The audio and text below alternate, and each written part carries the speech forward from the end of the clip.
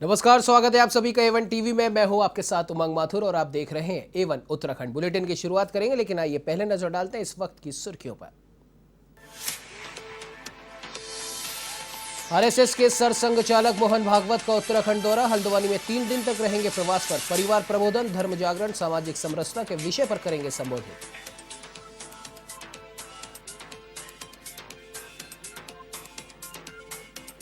पुष्कर सिंह धामी फिर बनेंगे उत्तराखंड के मुख्यमंत्री। बीजेपी नेताओं ने किया दावा, कहा बीजेपी जीतेगी 60 से भी ज्यादा सीटें।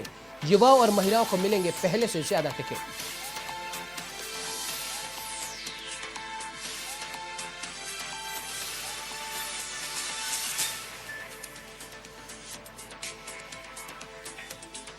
उत्तराखंड में बड़ा भाजपा का कुनबा। भीमताल से निर्दलीय विधायक राम सिंह केड़ा बीजेपी में शामिल, तो वहीं दिल्ली में सांसद अनिल बलूनी ने कराई सदस्यता ग्रहण।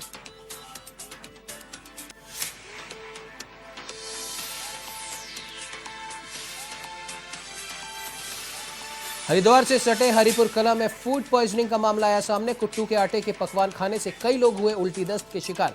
अलग अलग अस्पतालों में 2 दर्जन से भी ज्यादा लोगों का चल रहा इलाज।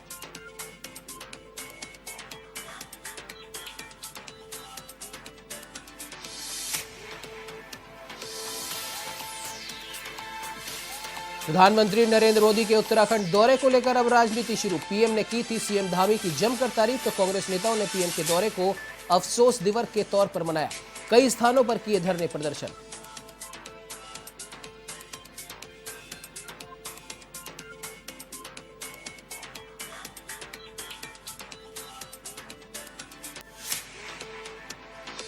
चलिए खबरों की ओर रुख कर लेते हैं विस्तार से। बीजेपी प्रदेश प्रवक्ता प्रकाश रावत ने दोबारा भाजपा सरकार बनने का दावा किया। उन्होंने कहा कि मुख्यमंत्री पुष्कर सिंह धामी के नेतृत्व में दोबारा बीजेपी की सरकार बनेगी और इस बार बीजेपी 60 से भी अधिक सीटों पर कब्जा कर इतिहास बनाएगी। प्रकाश रावत ने कहा कि इस बार युवाओं और सीट जीतने में सक्षम महिलाओं को टिकट देने पर विचार किया जा रहा है।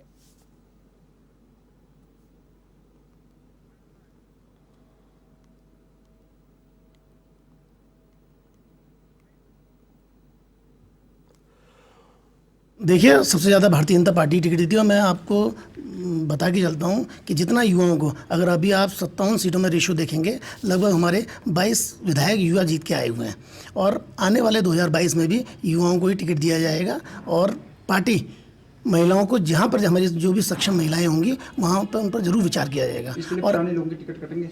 देखिए, भारतीय जनता पार्टी, फिर मैं आपको बता दे रहा हूँ, जो जिताऊ कैंडिडेट होगा उनको टिकट दिया जाएगा और जहाँ पार्टी को लगेगा कि नहीं बदलना चाहिए, तो निश्चित रूप से टिकट का बदलाव होगा। तो वहीं महिला सशक्तिकरण एवं बाल विकास विभाग की ओर से झाझरा में स्मार्ट डिजिटल आंगनबाड़ी केंद्र बनाया गया है, जिसका शुभारंभ मंत्री रेखा आर्य ने किया।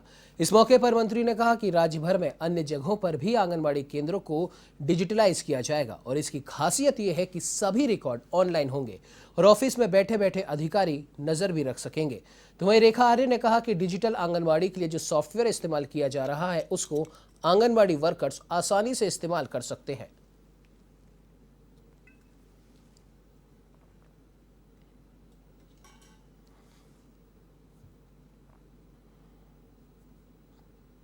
अभी हम देख भी रहे थे, हमारे बच्चे बड़े इंटरेस्ट के साथ में उसे सीख रहे हैं। तो मैं उस संस्था के मेनन जी को बहुत धन्यवाद करूँगी। उन्होंने CSR फंड का इस्तेमाल करते हुए हमारे 2 आंगनबाड़ी केंद्रों को जो है वो डिजिटलाइज किया है। निश्चित रूप से नई शिक्षा नीति में भी ये सारी चीज़ें ऐड ऑन होंगी, जिसको हमने आज एडवांस में अपनी ओर पर पहला प्रयोग करके देखा है, जो कि सफल होते हुए हम लोग देख रहे हैं। डिजिटल आंगनबाड़ी केंद्र का आज माननीय मंत्री जी द्वारा जो है इसका लोकार्पण किया जा रहा है और इसमें ये फुली डिजिटाइज है और इसके अंतर्गत जो है बच्चों को प्री स्कूल एक्टिविटीज़ के बारे में जो है उन्हें ऑनलाइन पढ़ाया जाएगा।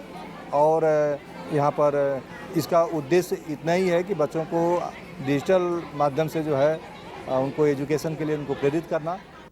तो वहीं हरिद्वार से सटे हरिपुर कला क्षेत्र में संदिग्ध परिस्थितियों में दर्जनों ग्रामीण फूड पॉइजनिंग का शिकार हो गए।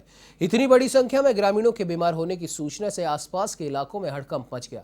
बताया जा रहा है कि कुट्टू का आटा खाने से इन ग्रामीणों की तबीयत बिगड़ी है। हरिद्वार के अलग अलग अस्पतालों में लगभग 25 लोग भर्ती हैं, जिनका उपचार चल रहा है।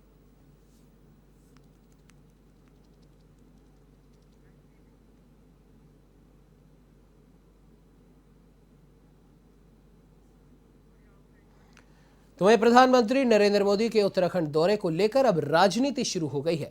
कांग्रेस ने प्रधानमंत्री नरेंद्र मोदी के उत्तराखंड दौरे को अफसोस दिवस के रूप में मनाया। कांग्रेस के वरिष्ठ नेता हरीश रावत और प्रदेश अध्यक्ष गणेश गोदियाल के नेतृत्व में सैकड़ों कांग्रेस नेताओं ने गांधी पार्क में मौन रखा।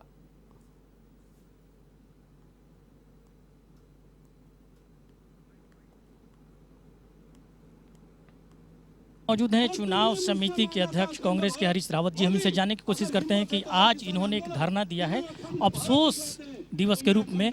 किस तरह के क्या कारण हो गया कि आज अफसोस दिवस के रूप में धरना देना पड़ा? ये मोदी जी ने जिस तरीके से उत्तराखंड यात्रा को उत्तराखंड का अपमान किया है, उसके खिलाफ हमारा ये उपवास और किसानों के साथ जो ज्यादती की है, जो किसानों को मारा गया, कुचला गया है। तो वह प्रधानमंत्री नरेंद्र मोदी के उत्तराखंड दौरे को लेकर कांग्रेस ने अफसोस दिवस मनाया। पार्टी का कहना है कि पार्टी को प्रधानमंत्री नरेंद्र मोदी के दौरे से जो उम्मीद थी, प्रधानमंत्री ने वैसी कोई घोषणा नहीं की, जिस कारण कांग्रेस ने अफसोस दिवस मनाकर अपना विरोध जताया। ऐसा है, हरीश रावत जी हमारे बहुत ही सीनियर नेता हैं, प्रदेश के पूर्व में मुख्यमंत्री रहे हैं और इस प्रदेश की राजनीति को, इस प्रदेश की तमाम दिक्कतों को, इस प्रदेश के तमाम प्रश्नों को बखूबी जानते हैं। उन्होंने कांग्रेस जनों का आह्वान किया है कि आप समय का इंतज़ार न करिए। आपको जहां भी ऐसे लोग दिखें कि जो सम्मान के पात्र हैं, हमारे जो शहीद परिवार के लोग हैं, हमारे जो पूर्व सैनिक हैं, हमारे जो राज्य के आंदोलनकारी हैं, तमाम जगहों पर जहां भी आप लोगों को इस प्रकार के सम्मानित किए जाने योग्य लोग दिखें, आप उनका सम्मान करिए। कांग्रेस की ओर से ये संदेश जाना चाहिए कि हम आपका सम्मान करते हैं। तो वह हरिद्वार की श्रीनाथ गौशाला चैरिटेबल ट्रस्ट की ओर से राजस्थान के जयपुर से लाई गई लावारिस व्यक्तियों की अस्थियां पूर्ण विधि विधान के साथ हर की पैड़ी पर गंगा में विसर्जित की गई। श्रीनाथ गौशाला ट्रस्ट के अध्यक्ष संतोष जायसवाल ने बताया कि विभिन्न शमशान घाट से एकत्र कर लाई गई 975 लावारिस लोगों की अस्थियों में 50 कोरोना मृतकों की अस्थियां भी शामिल हैं, जिन्हें हरिद्वार लाकर गंगा में प्रवाहित किया गया। समाजसेवी डॉक्टर विशाल गर्ग ने कहा कि हिंदू धर्म में अंतिम संस्कार के बाद गंगा में अस्थि प्रवाह को बेहद महत्वपूर्ण माना गया है। इसके बिना मृतक को मुक्ति प्राप्त नहीं होती।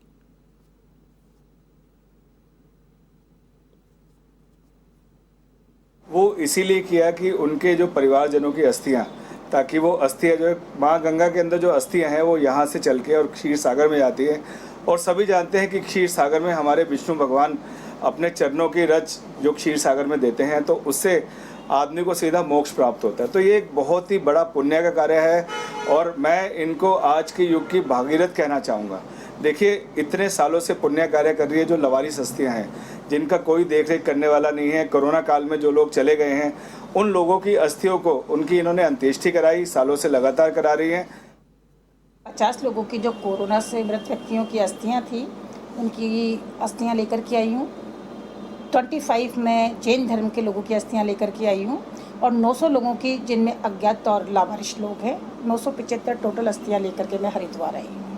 ये कार्य मैं सन 2007 से कर रही हूँ। अब तक मैंने टोटल 7,500-8 हज़ार लोगों की अंत्येष्टि करा दी है और 7,500-8 हज़ार लोगों की ही मैंने अस्थियां विसर्जन की है। तो वहीं काशीपुर में भी भाजपा सरकार के खिलाफ कांग्रेसियों ने 1 घंटे का मौन व्रत रख अफसोस दिवस मनाया।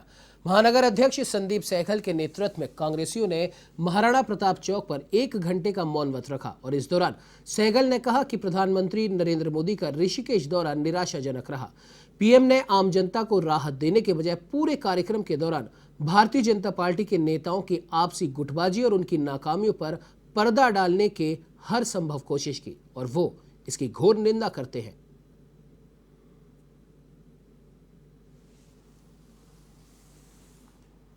कि कल ऋषिकेश में प्रधानमंत्री नरेंद्र मोदी जी का उत्तराखंड की देवभूमि पर आगमन हुआ।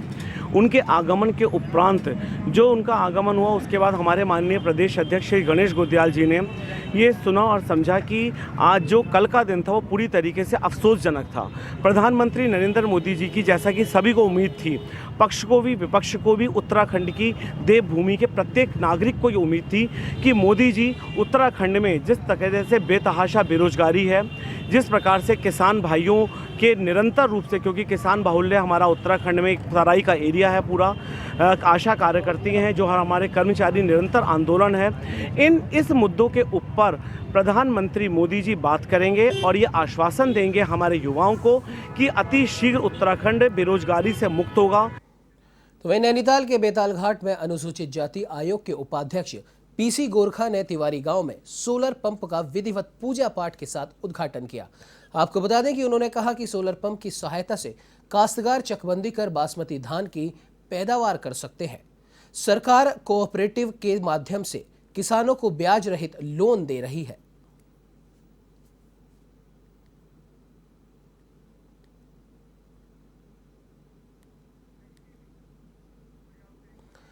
तो वहीं देवस्थानम बोर्ड को लेकर लगातार पंडा समाज का विरोध झेल रही सरकार ने साफ कर दिया है कि किसी भी कीमत पर देवस्थानम बोर्ड को भंग नहीं किया जाएगा, बल्कि बोर्ड के एक्ट में लिखी गई किसी धारा से पंडा समाज को अगर आपत्ति है तो उसका निस्तारण किया जा सकता है। आपत्तियां दर्ज करने के लिए सरकार की ओर से बनाई गई उच्च स्तरीय समिति के अध्यक्ष मनोहर कांत ध्यानी ने एक प्रेस वार्ता कर ये जानकारी दी। उन्होंने साफ कर दिया है कि देवस्थानम बोर्ड के एक्ट को किसी ने भी सही तरीके से पढ़ा ही नहीं है, इसीलिए कुछ राजनीतिज्ञों के इशारे पर पंडा समाज विरोध कर रहा है।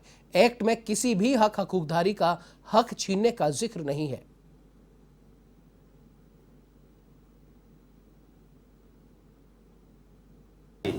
3 महीने में से 1 महीने कट गया है व्यवस्था में, 2 महीने बचे हैं। हमको 2 महीने के अंदर इसमें निर्णयात्मक भूमिका बना करके समाधान के रास्ते खोज करके समाधान का सुझाव सरकार सामने रिपोर्ट के रूप में प्रस्तुत करना है।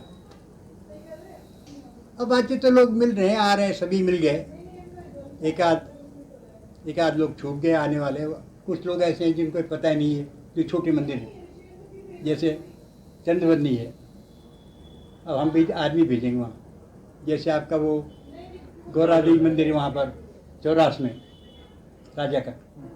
भीमताल के निर्दलीय विधायक राम सिंह केड़ा के भाजपा का दामन थामने को लेकर कांग्रेस के ही पूर्व विधानसभा अध्यक्ष और जागेश्वर विधायक गोविंद सिंह कुंजवाल का एक बयान सामने आया है। कुंजवाल का कहना है कि राम सिंह केड़ा का पहले से ही भाजपा में जाना तय था। उनका कहना है कि पूर्व में दल बदल कानून के चलते केड़ा भाजपा में नहीं जा सकते थे, क्योंकि कानून के तहत उनका विधानसभा से पद चले जाने की आशंका थी, जिसके चलते उन्होंने उस समय भाजपा की सदस्यता नहीं ली। उनका कहना है कि राम सिंह केड़ा के भाजपा में चले जाने से आगामी विधानसभा चुनाव 2022 में कांग्रेस भीमताल से एक तरफा जीत दर्ज करने जा रही है।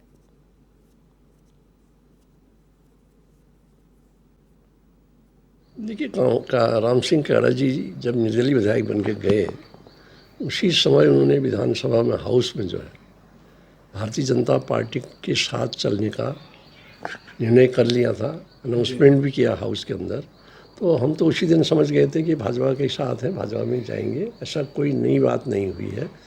और वो पूर्व में जीतने के तुरंत बाद उन्होंने हाउस जब हमारा चला तो उसमें घोषणा कर दी थी कि मैं भारतीय जनता पार्टी के साथ रहूँगा।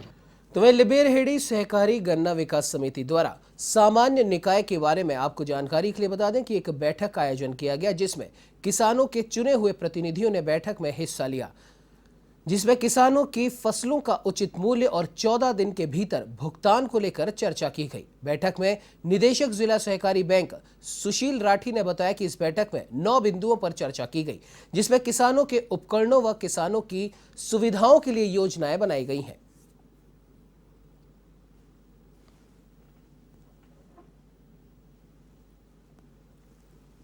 चल रहा है और चीनी मिल ने भी इसके आश्वासन दिया है। आप भी यहाँ होंगे उस समय जब उन्होंने कहा है। तो और सरकार का भी ये बहुत एक अहम जो रोल है, सरकार ये चाह रही है कि 14 दिन में भुगतान कराया जाए। तो अधिकारी और माननीय मंत्री जी स्वामी यतीश्वरानंद जी जब से वो गन्ना मंत्री बने हैं, उन्होंने बड़ी मेहनत करके ये कार्यक्रम को, ये किसानों के हित में बहुत अनेक निर्णय उनके द्वारा लिए जा रहे हैं। तो वहीं सितारगंज में एसडीएम कार्यालय के बाहर लौका गोठा गांव के निवासियों ने धरना प्रदर्शन किया। ग्रामीणों की मांग है कि आज तक उनके गांव को राजस्व गांव का दर्जा नहीं मिल सका है और न ही पक्के आवास की सुविधा मिली है। तो वहीं नेता चुनाव के समय तो गांव को फायदा दिलवाने का वादा तो करते हैं, लेकिन कोई भी वोट लेने के बाद गांव की ओर ध्यान नहीं देता। ग्रामीणों का कहना है कि अगर उनकी मांगे नहीं मानी गई तो वे आगामी चुनावों का बहिष्कार करेंगे।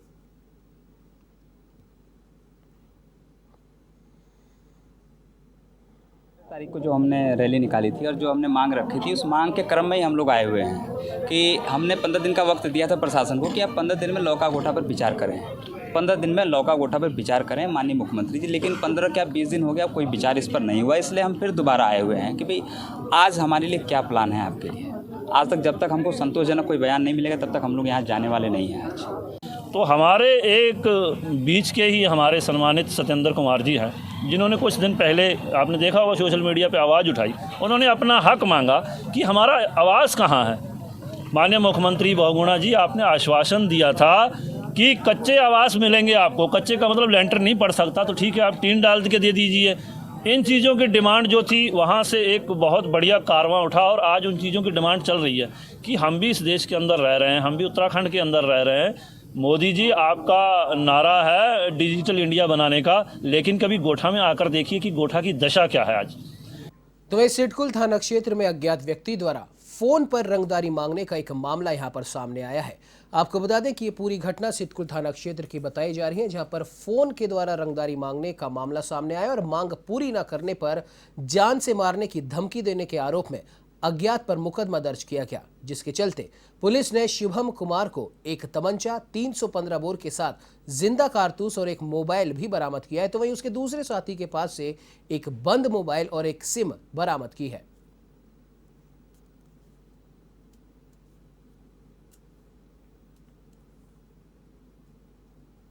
इनसे जो है 2 लड़के हम लोगों ने पकड़े हैं, दोनों का नाम शुभम है। तो वहीं सितारगंज विधानसभा के गुरु नानक नगरी में 13 वर्षीय किशोर की सांप के काटने से अकाल मृत्यु हो गई। तो वहीं परिजन आनन फानन में इधर उधर इलाज के लिए भागते रहे, लेकिन कुलवंत की हालत बिगड़ती गई और हालात ज्यादा बिगड़ने पर परिजन सितारगंज सामुदायिक स्वास्थ्य केंद्र में उसे ले गए, जहां डॉक्टरों ने कुलवंत को मृत घोषित कर दिया। कुलवंत की मौत के बाद परिवार में कोहराम मच गया।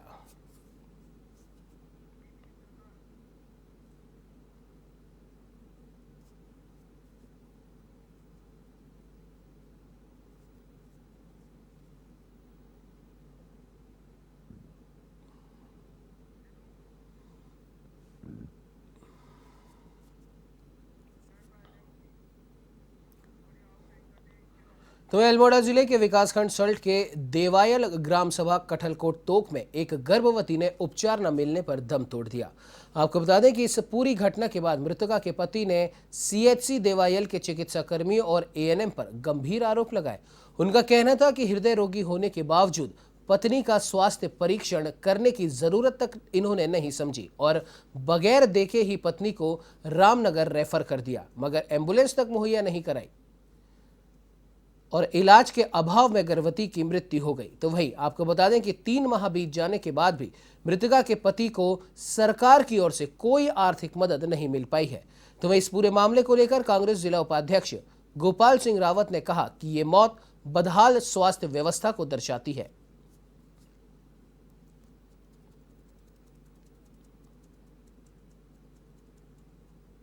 स्वास्थ्य विभाग लापरवाही से और सरकार की कमी के कारण मंजू ने की 2 जुड़वा बच्चों के 3 मौतें एक साथ हुई और मंजू ने की 24 साल की उम्र में ही इस दुनिया से चल बसी और पीछे अपनी 1.5 साल की पुत्री और 2.5 साल की पुत्री को छोड़ के गई। न सरकार द्वारा कोई इनको आर्थिक सहायता मिली, न कोई विधायक और सांसद द्वारा इनको कोई आर्थिक सहायता मिली। जिम्मेदार तो इसके लिए सभी को सरकार द्वारा कोई सुविधा नहीं मिली। स्वास्थ्य कर्मियों की लापरवाही से उसकी जान गई और न ही उन्हें एम्बुलेंस दी, न ही गाड़ी दी, मना कर दिया साहब, और न ही कोई प्रशासन द्वारा कोई मदद मिली। इस बुलेटिन में फिलहाल इतना ही। देश प्रदेश की तमाम खबरों की जानकारी के लिए आप बने रहिए हमारे साथ और देखते रहिए A1 TV। नमस्कार।